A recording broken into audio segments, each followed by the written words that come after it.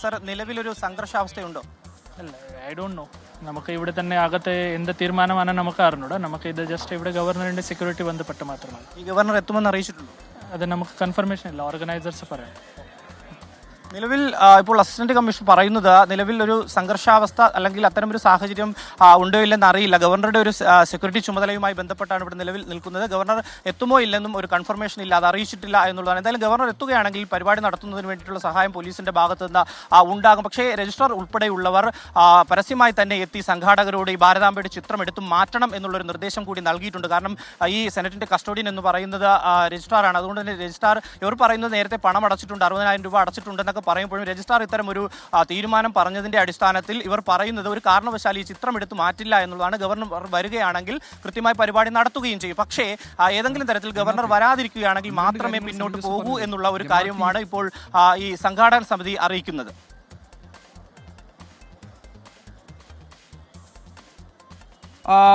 റിനു ആണ് വിവരങ്ങൾ നൽകുന്നത്. ഇപ്പോൾ നമ്മൾ കാണുന്നത് സർവകലാശാല സെനറ്റ് ഹാളിനകത്തുള്ള ദൃശ്യങ്ങളാണ്. ശ്രീപത്മനാഭ സേവാ സമിതിയുടെ നേതൃത്വത്തിൽ സംഘടിപ്പിക്കുന്ന പരിപാടിയാണ് അടിയന്തരാവസ്ഥയുടെ 50 ആണ്ടുകൾ എന്നത്.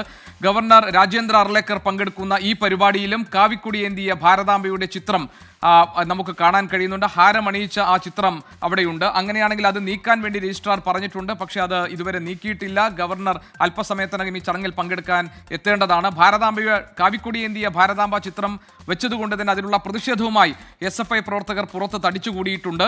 തങ്ങൾ പണം കൊടുത്ത് ബുക്ക് ചെയ്ത ഹാളിൽ എങ്ങനെ ഈ പരിപാടി നടത്തണം എന്ന് സംഘാടകർ തീരുമാനിക്കും എന്നതാണ് ശ്രീപത്മനാഭ സേവാ സമിതിയുടെ പ്രവർത്തകർ പറഞ്ഞിരിക്കുന്നത്. ഏതായാലും സംഘർഷ സമാനമായ ഒരു സാഹചര്യം തിരുവനന്തപുരം കേരള സർവകലാശാലയുടെ സെനറ്റ് ഹാളിന് പുറത്ത് രൂപപ്പെട്ടിട്ടുണ്ട്. SFI പ്രവർത്തകർ പ്രതിഷേധം അറിയിക്കാൻ സംഘടിച്ചു നിൽക്കുന്നുണ്ട്. BJP പ്രവർത്തകരും സ്ഥലത്തുണ്ട്. സംഘർഷ സമാനമായ ഒരു സാഹചര്യം അവിടെ നിലനിൽക്കുന്നുണ്ട്. റിനു ആണ് ഞങ്ങളുടെ പ്രതിനിധി വിവരങ്ങൾ നൽകുന്നത്. റിനു, എത്ര മണിക്കാണ് ചടങ്ങുകൾ ആരംഭിക്കുക? എപ്പോഴാണ് ഗവർണർ എത്തുക?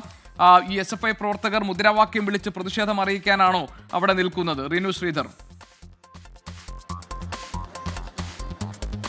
തീർച്ചയായും ജീവിക്കുക. കാരണം അല്പസമയത്തിനകം തന്നെ ഗവർണർ ഇവിടേക്ക് എത്തും എന്നുള്ള ഒരു അറിയിപ്പാണ് ലഭിച്ചിട്ടുള്ളത്. എന്തായാലും BJP പ്രവർത്തകരെ ഇതിനകത്തേക്ക്, അതായത് ഈ പരിപാടി നടത്തുന്ന സെനറ്റ് ഹാളിനകത്തേക്ക് പ്രവേശിക്കുവാൻ വേണ്ടി ഒരു നിർദ്ദേശം കൊടുത്തിട്ടുണ്ട്. കാര്യം അവർ പരിപാടിയിൽ പങ്കെടുക്കുവാൻ വേണ്ടി വന്നത് എന്നുള്ളതാണ്. അതുകൊണ്ട് തന്നെ ഇവരെ അകത്തേക്ക് പോകുവാൻ വേണ്ടി പറഞ്ഞിട്ടുണ്ട് നേതാക്കൾ. അതനുസരിച്ച് അവർ അകത്തേക്ക് പോവുകയും ചെയ്യുന്നു. പക്ഷേ SFI പ്രവർത്തകർ ഒരു വശത്ത് നിലയുറപ്പിച്ചിട്ടുണ്ട്. അവർ പോലീസ് ഉദ്യോഗസ്ഥരുമായി സംസാരിക്കുകയാണ്. അവരുടെ തീരുമാനം നിലവിൽ ഇതുവരെയും വന്നിട്ടില്ല. എന്തായാലും ഗവർണർ പരിപാടിക്ക് എത്തും എന്ന് തന്നെയാണ് ഔദ്യോഗികമായി നമുക്ക് ലഭിക്കുന്ന വിവരം. ഇപ്പോൾ നിലവിൽ BJP പ്രവർത്തകർ, ഇവിടെ തടിച്ചുകൂടിയ BJP പ്രവർത്തകരെല്ലാം തന്നെ ഈ സെനറ്റ് ഹാളിനുള്ളിലേക്ക് പ്രവേശിക്കുകയാണ്. അതേസമയം ഈ പോലീസ് ഉദ്യോഗസ്ഥർ SFI പ്രവർത്തകരുമായി സംസാരിക്കുകയും ചെയ്യുന്നുണ്ട്. SFI പ്രവർത്തകരുടെ തീരുമാനം എന്താണെന്ന് അവർ ഇതുവരെയും അറിയിച്ചിട്ടില്ല. പക്ഷേ അല്പസമയം മുമ്പ് അവർ അറിയിച്ചത് വലിയ രീതിയിലുള്ള ഒരു പ്രതിഷേധമുണ്ടാകും. കാരണം ഭാരതാംബയുടെ, കാവിക്കൊടി ഏന്തിയ ഭാരതാംബയുടെ ചിത്രം വെച്ചുകൊണ്ട് ഇത്തരത്തിലൊരു പരിപാടി സംഘടിപ്പിക്കാൻ അല്ലെങ്കിൽ പരിപാടി നടത്തുവാൻ വേണ്ടി അനുവദിക്കില്ല എന്നുള്ളത് തന്നെയാണ്. അതുകൊണ്ട് തന്നെ